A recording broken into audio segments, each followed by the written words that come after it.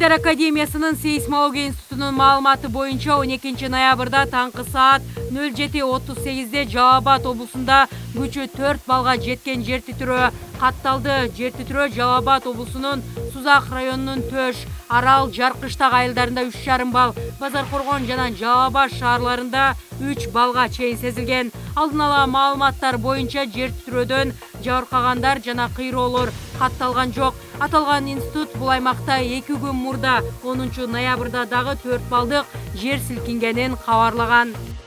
Бишкекте 19 жаштагы кызды автоунаасы менен сүзүп, качып кеткен 41 жаштагы аял кармалганын милициянын кайгыл кызматы билдирди. Окуя 7 ноябрь күнү саат 07:30 чамасында болгон. Айдоочу Акунбаев көчөсү менен чыгыш тарапка бара жатып, жөө жүргүнчүнү сүзүп, окуя болгон жерден качып кеткен. Кырсыктан 2002 жылы туулган кыз жабыркап, ооруканага жеткирилген деп жазылган маалыматта. Факты боюнча милициянын кайгыл кызматынын издөө бөлүмү тийиштүү иш-чараларды жүргүзүп, натыйжада Mazda автоунаасынын айдоочусун 1980 жылы туулган аялды кармаган. Ал Бишкек шаардык ички иштер башкы башкармалыгынын жол кырсыктарын тергөө кызматына жеткирилди. Жалал Абадтын Аксы райондук ички иштер бөлүмү ок атыга шектүү катары 24 жаштагы жергиликтүү тургунду кармап, убактылуу кармоо жайга 2 айга камакка алды. Окуяга тиешеси бар дагы бир адам шектүү катары аныкталды. Райондук милицияга 23 жаштагы тургун кайрылып, 9 ноябрь түнү кармалган жаран ага 2-3 жолу ок атып, автоунаасын айдап кеткенин айтып арызданган. Милициянын маалыматында ок тийген жабырлануучу аймактык ооруканага жаткырылды. Факты жазык кодексинин 39 беренеси 130 беренеси менен катталып, сотко чейинки өндүрүш башталды. Окуя болгон жерден октун 4 гильзасы далил буюм катары алынды. Ал эми жабырлануучунун машинеси Тербен шаарында токтоп турган жеринен табылган.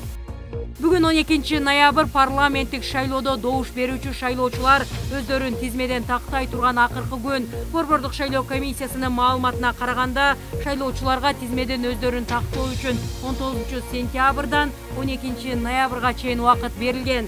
Шайлоочулар 1255 же 119 кыска номерине телефон чалып, же 119 номерине өзүнүн идентификациялык номерин жиберүү менен СМС аркылуу тизмеден өздөрүн тактап алса болот. Мындан тышкары шайлоо участогуна кайрылып же тизме gov.kg сайтынан тактай алат.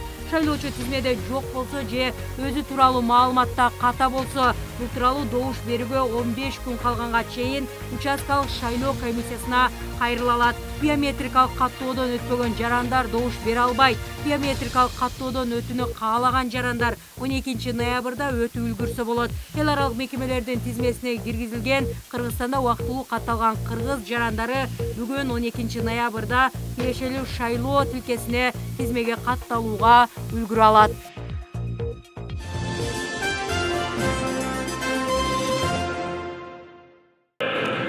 Азаттык демократиялык саясий партиясынын кезектеги үгүт кербени Жалал Абад облусунда башталды. Алгач эле аталган партиянын талапкерлери Сузак районунун тургундары менен жолугушту. Жолугушуу райондун борбордук маданият үйүндө. Адаттагыдай партиянын талапкери Максат Кулуевдин автордук чыгармасы партиянын гимни менен башталды.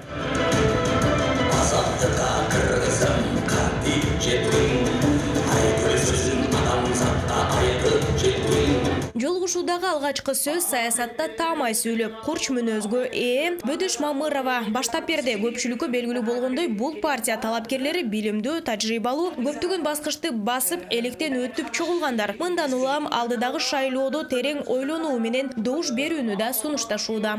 Улуу муундун өкүлдөрү ошол эле мезгилде курч келечегинен көптү ишендирген жаштар менен толукталып, бир күчтүү команданы түздүк. Ошон үчүн биз Азаттык партиясынын туусунун астына бириктик. Азаттык партиясындагы кетип аткан кандидаттардын баарына байкап сарасеп салып көрсөңөр, ар бири өз ишинин адиси. Андан дагы сыртка чыгып, өзүнүн ишинен дагы ишмердигинен дагы жогорку деңгээлге көтөрүлгөн ул кыздар. Учурда өлкөдөгү төрөлүп жаткан бала үчүн берилип жаткан пособия бир топ көйгөй жарап келет. Бул маселелерди Азаттык партиясы көңүл сыртында калтырган эмес. Ар бир төрөлгөн бала пособия алууга тийиш экенин белгилешет. Анткени эне баланын ден соолугу өлкө келечек экени баса белгиленүүдө. Мына энелерди коргошубуз керек. Себеби эненин дени сак болсо, адам жакшы дени сак бала төрөлөт. Баланын дени сак болсо, мамлекеттин дени сак адамдар болот. Мына биздин байлыгыбыз биринчи кезекте кумтөрдүн алтын эмес, мегаком эмес, газ эмес, биздин байлыгыбыз эл. Мына ушуну болмош. Ал ортодо калк арасынан талапкер Ахматбек Келдибековго арналган ыр-саптарын акпаратка жазып жөнөтүшүптүр. Анда Келдибековдун күчтүүлүгү, билимдүүлүгү белгиленген. Бул ыр-саптарын жолугушуу кеченин алып баруучусу эл алдында окуп берди. Айкалышкан акылы тили менен абийирге байгадыры журтка сиңген, ак жеринен ийилип бирок сынбай, ар намысын бек тутуп бийик жүргөн. Аруу дилден агылып тилектерим, ал акындай болбосом да ниеттендим. Агабызга Ахматбектей ак жол тилеп, азаттыкка дуа кылып омейин дедим дейт. Муну сизге тапшырып коямын. Ошентип Азаттык демократиялык саясий партиясынан депутаттыкка аттанып жаткан Ахматбек Келдибеков эл арасындагы кейиштүү абалдарга токтолуп, өз пикирин элге таамай жеткире алды. Айыл жергесинде бул укукту айыл өкмөт менен акимге бериш керек. Алардан жакшы билген эч ким жок ошол жергиликтүү калкты. Ошол үчүн ушул окшогон проблеманын бардыгы бүгүн эмнеге чечилбейт? Мына кече жакшы мыйзам кабыл акимдерге укук берди. Буга чейин акимдер эчтеке чечиши эмес. Мыйман келсе тосуп алчу, бир кандай бир нерсе курулса ошонун баарын лентасын кечишет. А бирок акимге укук бергенден кийин анын чөнтөгүн чогуу бериш керек. Чөнтөгү жок укугу бар аким эчтеке чече албайт.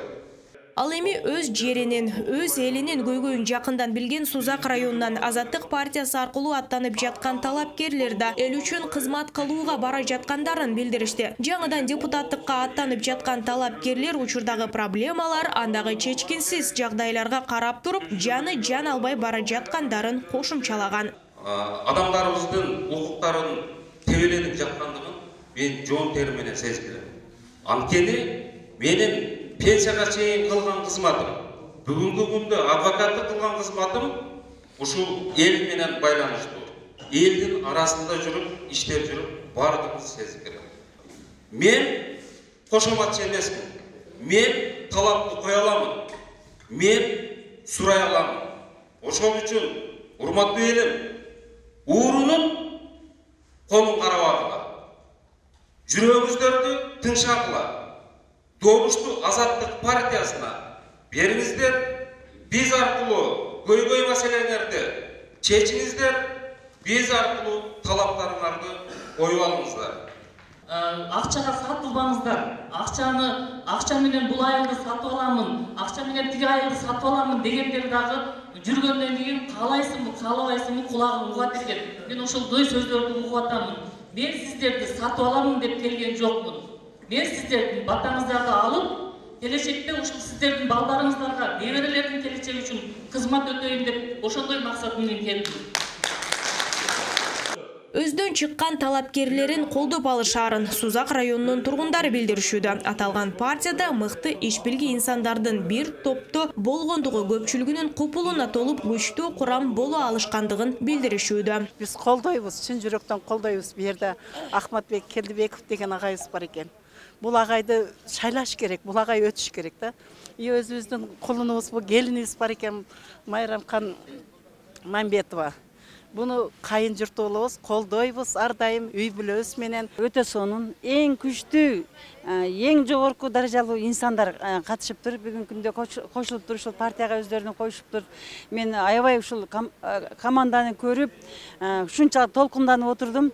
Мен колдойм ушул партияны. Негизинен партиянын программасы, командасы элге жагымдуу эле, каймактуу адамдар топтолду деп эсептейм. Эл колдойт деп ойлойм. Азаттык партиясы ең жақ жетеген партия. Мұның ішінде ең чоң оқымыштылар, илимпоздор, илимдер, мына мұсылман бекем қармаған мықтыбектер адамдар бар. Өзім уәде беріп қойдым әлі, мұнан кейін шайлауға тақыр да барбаймын деп. Бирок мен бүгінгі күндегі шул аттанған депутаттардың азаттық партиясына кандидат болуға қалағандарға сөздерін ұғып еріп жүйіп кеттім. Мен сөзсіз doğuş bergenin baramın, azatlıkты қолдаймын. Өз пикирин жана талабын билдире алган Сузак эле Азаттык партиясына ишеним артып турушат. Күчтүү талапкерлерге жергиликтүү тургундар жакшы пикир калтырып, ак батасын берип, жолугушууну жыйынтыкташты.